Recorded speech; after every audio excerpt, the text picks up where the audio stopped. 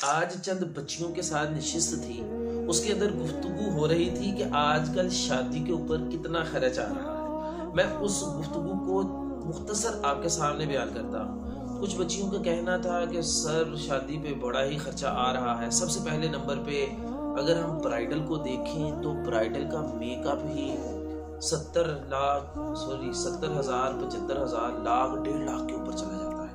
अगर आपने बालों को कलर करवाना है उसका 30, 40, 50 हजार रुपया सेपरेट है। मेकअप के सेपरेट पैसे हैं। फिर बात हुई कि अच्छा इस ब्राइडल का ड्रेस कितने का होता है।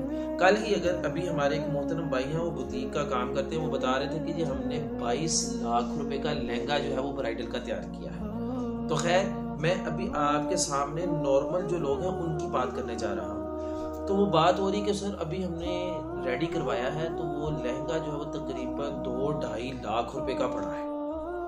उसी ब्राइडल का जो वलीमे का ड्रेस है, जो मैक्सी वगैरह है, उसका रेट बताया जा रहा है कि 1.5 लाख रुपए की वो मैक्सी तैयार हुई। अच्छा जो लेन देन के कपड़े हैं उनका रेट बताया जा रहा है कि कमो पेश 4 से 5 लाख रुपए के लेन देन के कपड़े जो है वो गए हैं। आप जरा टोटल करते चले जाइए।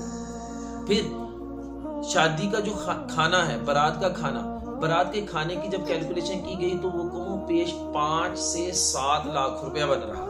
आजकल 1500-1700 ये पर हेड जो वो नॉर्मल जो एवरेज जो होटल चल रहे हैं ना उसके अंदर वो काम चल रहा। अच्छा जी, फिर उसके बाद में बात की गई कि ब्राइडल का जो इलेक्ट्रॉनिक्स का सामान जाना है, फिर उसके साथ जो उसके बर्तन जाने हैं, इसके लिए कमों पे जो वो 10 लाख रुपए जो रखा गया। अब 10 लाख के बाद फिर ब्राइडल ने जो कपड़ा टाकी, आमतौर पे आप कह लें जो अपने उसने ड्रेसेस लेने हैं, जो उसने जनाबे वाली जो बेड शीट्स लेनी है, जो ब्लैंकेट्स लेने हैं वगैरह वगैरह, उसके लिए उसकी मद में जो रखा गया तकरीबन 3 से 5 लाख रुपए। घर वालों की शॉपिंग की जब बात करते हैं तो घर वालों की शॉपिंग के अंदर उसकी मद के अंदर आप खुद ही लगा लेंगे कितना पैसा लगेगा।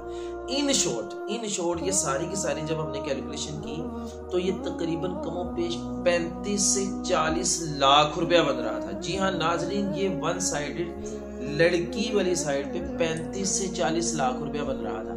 दूसरी तरफ जब देखा जाए तो दूसरी तरफ जब आप लड़के की बात करते हैं तो लड़के वाली साइड पे भी आप खुद कैलकुलेशन कीजिएगा। मैं मेन मुद्दे को बयान करना चाह रहा हूँ। मैंने वहां पे एक लेडी की बात को एक्सप्लेन किया। उस लेडी का कहना ये है कि वो कहती है कि सर मैंने अपने भाइयों को बोला था, मेरे माँ बाप दुनिया से गुजर गए और मैंने अपने भाइयों को बोला था कि मुझे जो है ना मेरी शादी वादी मत करें, 4 बंदों को बुलाएं और मेरा निकाह कर दें और मुझे रुखसत कर दें। वो कहते हैं कि सर तुझे यकीन करो कि मैं बारात अपनी दी रोटी खुद पकाई सी।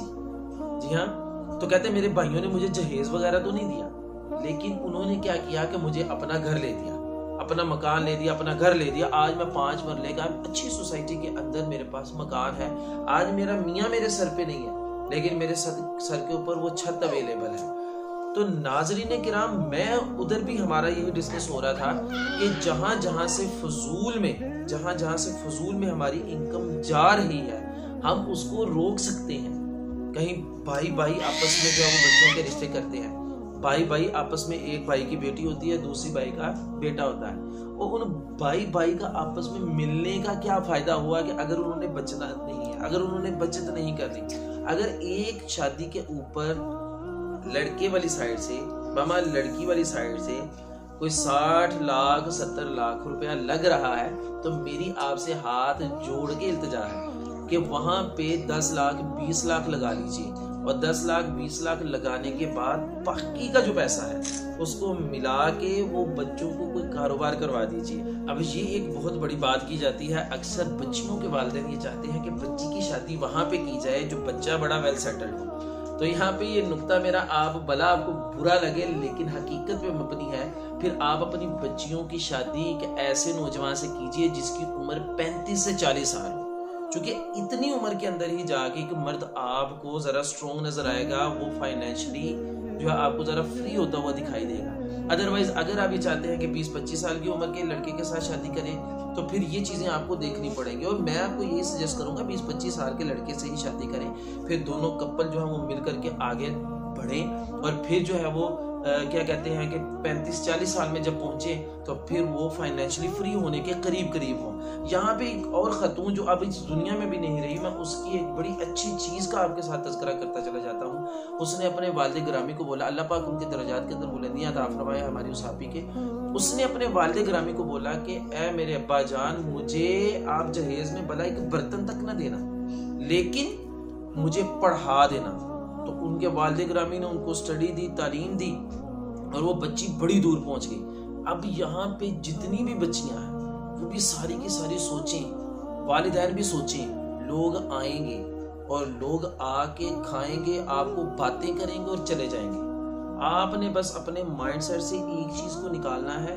ये जो जुमला आपको तंग करता है कि मेरी बल्ले बल्ले, मेरी वाह वाह, मेरी शाबा शाबा हो, लोग क्या कहेंगे, इसको निकाल दीजिए, खुदारा इसको निकाल दीजिए। फोटोग्राफर को लाखों रुपया देना है जो आपने, यही लाखों रुपया बचा लीजिए और अपने पास रख लीजिए। मैं आपसे कोई क्वेश्चन करता हूँ, जिनकी शादियां हो चुकी हैं, उन्होंने अपनी फोटोग्राफी या वीडियो जो वो कितनी मर्तबा देखी है, पता नहीं कहाँ पड़ी होगी। अब एक नया ट्रेंड आ रहा है कि पहले नंबर पे ये होता था कि मेहंदी होती थी, बारात होती थी और वलीमा होता था, प्रोग्राम कंप्लीट हो जाता था। अब वो मायूं रखी जाती है, निकाह रखा जाता है, फिर मेहंदी के ऊपर एक क्वाली का फंक्शन आ गया है। हाँ जी, वो एक एक्स्ट्रा फंक्शन पे फंक्शंस रखते चले जा रहे हैं, और एक एक फंक्शन जो है वो कई लाखों रुपया ले जाता है। क्वाली वाला फंक्शन है वो सारी रात ढम ढम ढम ढम ठा ठा, और पता नहीं कितना पैसा इसके ऊपर जा रहा है। इसीलिए फिर हम ये कहते हैं कि बच्ची को लोग रहमत नहीं समझते, बच्ची को लोग जहमत समझते हैं। मुझे आप ये बताइए कि अगर एक बाप को अपनी बच्ची की शादी के लिए 70-80 लाख रुपया लगाना नजर आ रहा होगा, 70-80 लाख रुपए के बाद अगर उसकी 2 बच्चियां हैं या 3 बच्चियां हैं, तो उसने तो यही कहना है कि ये बच्ची जो अल्लाह की रहमत की बजाय ये जहमत है, माअज़ल्लाह अस्तगफिरुल्लाह। तो लिहाजा ये बेतहाशा सोशल मीडिया के ऊपर ये आवाजें उठ चुकी हैं। आप बच्चियों को भी समझना है, आप इन पैसों को मेरे कहने के ऊपर बचा लीजिएगा, फिर इन्हें हाँ जो पैसा आपने लोगों को खिलाना है उस पैसे को लें, उसको जमा करके अल्लाह के घर की ज़ियारत करके आए, वहां जाके तौबा करें, दारू करें, अल्लाह के हुजूर दुआ करें कि या अल्लाह हमने जिंदगी का एक नया सफर शुरू किया है, या अल्लाह इसके अंदर बरकतें अता फरमा।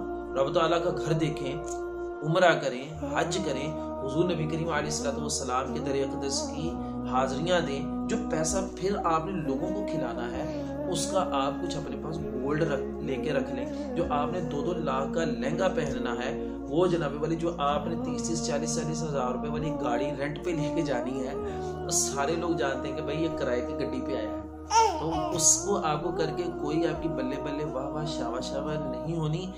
इस मौके के ऊपर जो अपने आप को बचा जाएगा, फंक्शन उसका हो जाना है, लेकिन वो बचाया हुआ आपको बड़ा आगे चल के नजर आएगा। मैं आपको ये नहीं कहता कि टोटली कंजूस बन जाइए, हाँ मियाना रवि चलिए कि आपकी खुशियां भी पूरी हो जाएं और आपकी जेब भी बचे। अल्लाह पाक आपका हामी नासिर हो। वीडियो अच्छी लगी हो तो शेयर जरूर कीजिएगा।